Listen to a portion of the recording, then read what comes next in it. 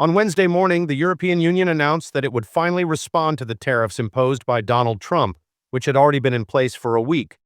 Their response was relatively modest, a 25% tariff on steel imports from the U.S. While not a major move, it was a calculated decision. Unlike countries like China, which retaliated swiftly and aggressively with tariffs as high as 84%, or Canada, which immediately hit back with a full slate of countermeasures, the EU chose a more restrained approach. Their attitude was more like, okay, we'll handle this in our own time. It might have seemed passive, but in reality, this measured response was part of their strategy all along. According to the European Union, let me read this to you. This came from Jacob Hanke, the bureau chief at the German economics paper Handelsblatt. He reported that an EU official told him, "Nobody in the Commission thought the U.S. government would be this stupid and self-destructive, that they'd blow up their own economy by letting ChatGPT make their trade policy. They're reportedly preparing harsh countermeasures against Trump, but they're in no hurry to put them into action. Why? Because they don't want to hand Trump a convenient scapegoat to blame for the declining American economy. And there's more to that, which I'll get to in a second. But just take a moment to think about it. Other countries came out swinging the moment tariffs hit. They didn't hesitate. Meanwhile, the EU stood back like, okay, yeah, this won't be fun, but are you guys watching what he's doing to his own country? He's literally letting ChatGPT write trade policy. Seriously? It's kind of hilarious. I actually love that Europe's just sitting back like, wait a second, let's not interrupt this guy while he's self-destructing. Let's just see what happens to him. Because honestly, he's wrecking the US economy, and from the outside, it's almost comical to watch.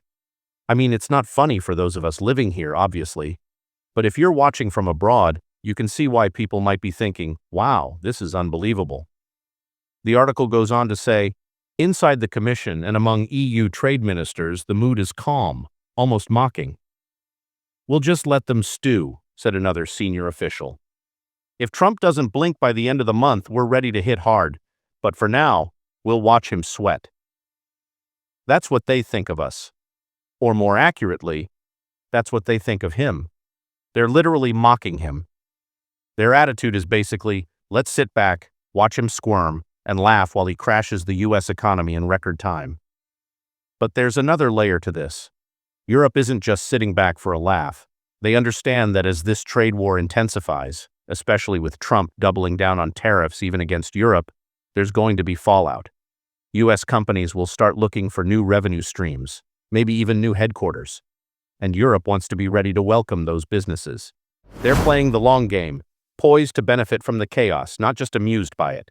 So imagine you've got a company based in Canada doing tons of business with the U.S., but now, thanks to tariffs, it's suddenly too expensive to keep that going. That's when the EU steps in and says, hold up, why don't you come over here instead? Instead of selling your goods to the US, sell them to us. Move your manufacturing base to Europe. We'll take care of you. And it's not just aimed at Canada. This pitch goes out to companies in Asia too. If the US is going to make trade impossible or unaffordable, we're open for business. The EU sees what's happening and they're seizing the moment. They want to position themselves as the next global financial powerhouse. And honestly, they could. They probably should.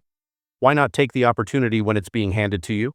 That's the endgame here, replacing the US as the world's leading economic force. And Trump? He's just letting it happen. According to EU officials, he doesn't even understand what he's doing or why. He's just blundering ahead, and they're more than happy to capitalize on the fallout. Thanks for tuning in today, everyone. If you haven't already, be sure to hit that subscribe button. We've got fresh content dropping every single day, and I'd hate for you to miss out. And speaking of missing out, see you next time.